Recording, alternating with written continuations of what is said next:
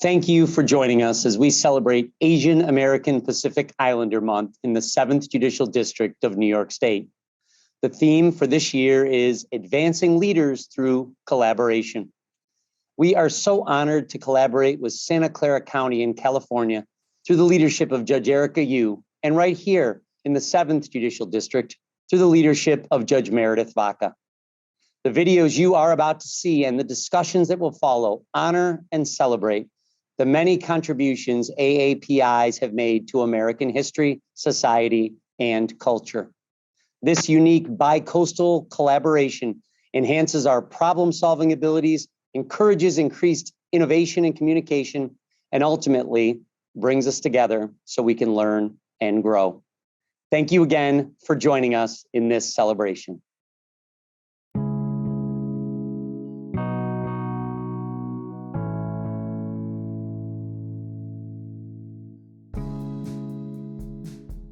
Welcome to our East-West celebration of Asian American Pacific Islander Heritage Month with a spin. The East is not the Far East, but rather New York, and the West is California. This video is a collaboration between the courts of New York and California in honor of AAPI Heritage Month, allyship, mutual support, and friendship. How did this bi-coastal collaboration come to pass? It started over 30 years ago. As an attorney, I volunteered to become a court-appointed child advocate for a nationally renowned program. Through this program, I met Fatimat and her sister when they were 12 and 11 years old. And over the years, a deep and lasting bond grew through trust, support, and love. After becoming an attorney in Rochester, New York, Fatimat expressed an interest in joining the bench. I invited her to California to attend a judicial conference where she met many bench officers of color, including California Chief Justice Tani Cantil-Sakaue, who is the first AAPI Chief Justice of the California Supreme Court. We eventually had a fundraiser for Fatimat in California. The event was extremely well attended since lawyers, elected officials, and judges were excited to support a judicial candidate who had been a foster child in our county, Santa Clara County. Fatimat ran an election for her seat on the family court bench in Monroe County and won. In winning, she made history as the first Black female judge on her court. Comparing notes as judges, we learned that we are both the first on our court. Both our courts use similar technology platforms for remote hearings and meetings, and we are both committed to diversity and inclusion. There were other similarities and other differences.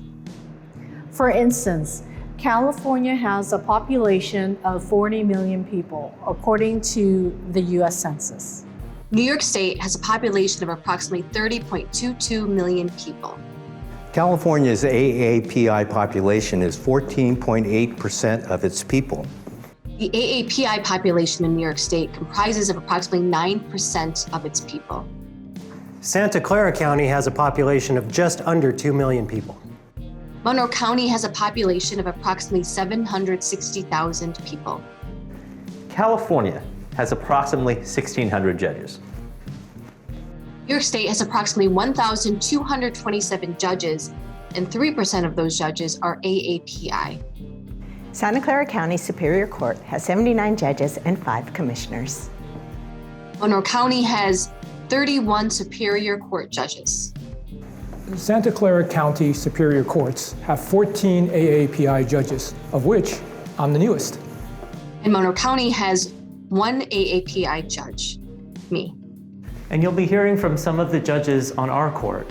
Among them is our colleague, Judge Audra Ibarra, who is the current president of the California Asian Pacific American Judges Association, which has over 100 active members. We asked some of our colleagues in New York and California to answer some questions and share their stories, and we think that you will find their responses inspiring. You will also hear from Justice Karen Fujisaki, the First District Court of Appeal, and Judge Lucy Coe, formerly of our court and newly sworn to the Ninth Circuit Court of Appeal. You're going to meet 5 AAPI judges in New York State, all of whom are highly accomplished and trailblazers in many ways, including retired Judge Randall Eng, who served on the Appellate Division in the Second Department and was the first AAPI judge in New York State, in 1983.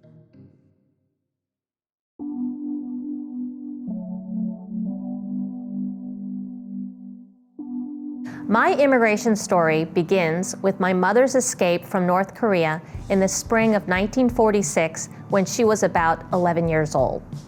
She walked for 2 weeks, mostly through mountains, with her uncles and her male cousins who were in their 20s. During this trip, she got yellow fever, so the uncles took turns carrying her on their backs. My father was born in South Korea and fought the communists in the Korean War. My father, who was a World War II veteran in the United States 8th Air Force, came to this country at the age of 15 in 1937. My parents met in China, and I was born in China in 1947. However, I was brought to the United States at the age of 6 months. My upbringing was in New York City, particularly in Queens, where I attended public schools and then went on to the State University of New York at Buffalo and St. John's University School of Law. So I originate from Kashmir, which is the disputed territory between India and Pakistan, and my grandparents were born there, and they immigrated to East Africa, and then they immigrated to England in the United Kingdom.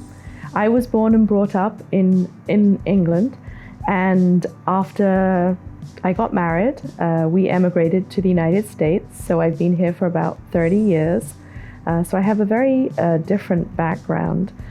Both of my parents are from the beautiful island of Guam, and as many of you know, Guam is a United States territory. Coming out of high school, my father enlisted in the military, and by the time I was born, we were stationed in Germany. So I've spent my life growing up at different military bases throughout the United States, but primarily my schooling and education is here in California.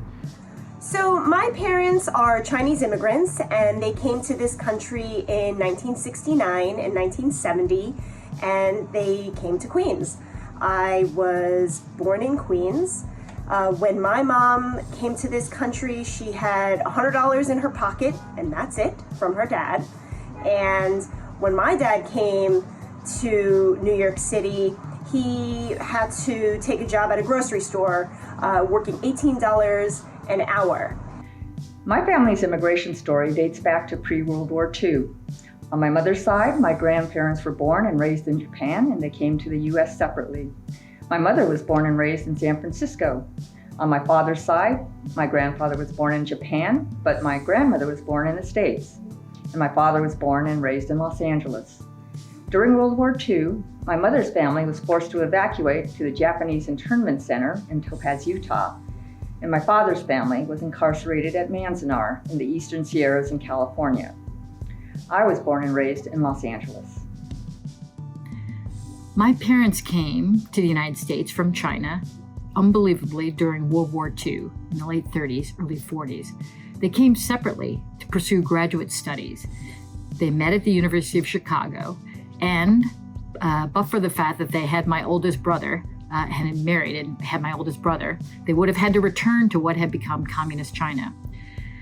They struggled in the beginning because they were effectively stranded and completely cut off from their families, whom they never saw again after that.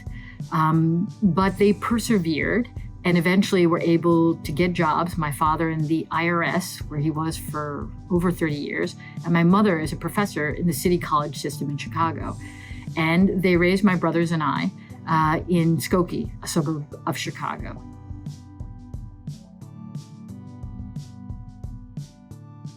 There were no lawyers, let alone judges, in my family, so I was extremely fortunate that when I first became a lawyer in Santa Clara County, I became acquainted with the late Tack Takei, a former assistant public defender and Superior Court judge.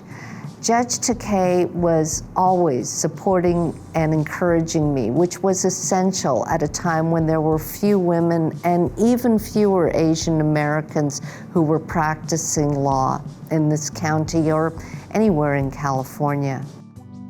I was the first AAPI judge in New York State history. There were no predecessors. I was encouraged by others because of my courtroom experience as an assistant district attorney, to apply for a seat on the New York City Criminal Court. I was encouraged by friends to apply, and that's how it works in New York, to become a district court judge. And I was urged by them because the word was that President Obama and our local senators wanted to diversify our bench, both in terms of ethnicity and also in terms of sexual orientation. So the timing was perfect, and that really is what propelled me to do this. What motivated me to become a judge was that I wanted to use my trial experience as a prosecutor here in Santa Clara County, my outreach with the community, and I wanted to help increase the diversity on our local bench.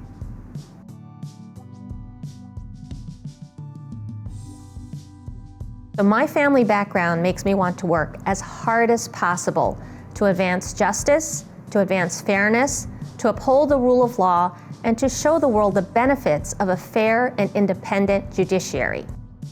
On the bench, my cultural and ethnic background certainly informs my work. That the courtroom and our legal system could be intimidating for someone who was not born in the United States or who did not grow up in the United States is something that I can relate to. I can understand that perhaps somebody of Asian background, South Asian background, or Pacific Islander background may not speak up in the courtroom, may speak quietly, or may not make eye contact when they're being questioned during jury selection. At the end of the day, however, I would like to think that seeing me on the bench is perhaps comforting to these litigants and prospective jurors. Being an immigrant and being, growing up in humble ways, being poor, gave you a certain desire to hustle. And that's where I think my cultural and ethnic background plays a lot in my everyday interactions, whether it's on the bench or personally. I think it's important when you are a judicial officer that you see the person before you and hear their story. It doesn't matter what color they are, what their culture is, what they're wearing. You want to hear their story. What is their claim about? What is their evidence? Not what they look like, how they speak, or what they're wearing. I know firsthand how minorities suffer little slights and indignities intentionally and unintentionally almost daily. There's no room for that in our society. My goal is to make sure that never happens in my courtroom or any court that I'm a part of by treating everyone with respect, dignity, and empathy.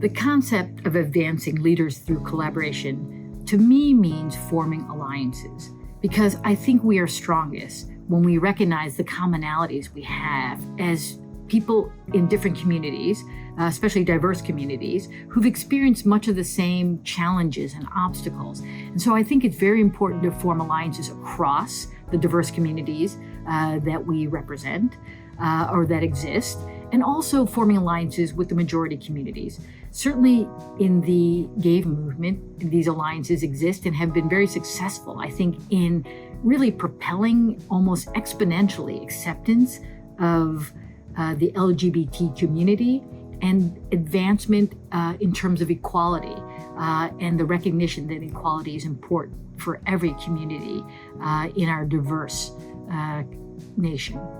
To me, advancing leaders through collaboration means nurturing the next generation of leaders by finding common ground and working together to address the needs of our country and our communities. We are a small but vibrant community, and we're earning our place in society. We get to advance and we achieve our success through the help of others. And that's what collaboration to me means. It means working with others to do well and to get our foothold. Individual leaders can certainly advance the goals of their associations, but so much more can be achieved by working together with leaders of varied organizations. You get diversity of ideas and thoughts to advance everyone's interests. Advancing leadership through collaboration, for me, means engaging with our Santa Clara County Bar Association, our local school districts, and our local community-based organizations like the Japanese American Museum of San Jose. Collaboration is certainly something that is essential to advancing leaders, and that would be the last step, I think, in bringing AAPI lawyers and judges into the mainstream as a welcomed member of the legal community. We need lawyers and judges who can inspire and join with others in the development of ideas and strategies to improve our system of justice and its accessibility by underserved communities. Collaboration within the AAPI community, as well as collaboration between the AAPI community and other legal communities, is critical for developing, supporting, and placing leaders in positions where they can move the needle towards equity and justice. Thank you for joining us today for this bi-coastal celebration of AAPI Heritage Month. In some ways, I feel that my story stems from my experience in the Santa Clara County courts and legal community. I remember watching Erica in court and hoping to one day have a hand in ensuring justice for people who need to come to court. And now I'm embedded in the Monroe County Family Court. In watching the videos, I am struck by the similarities we share as bench officers in our commitment to service and our devotion to the rule of law and the pursuit of fairness. These themes unite us despite the physical distance between our courts and our states.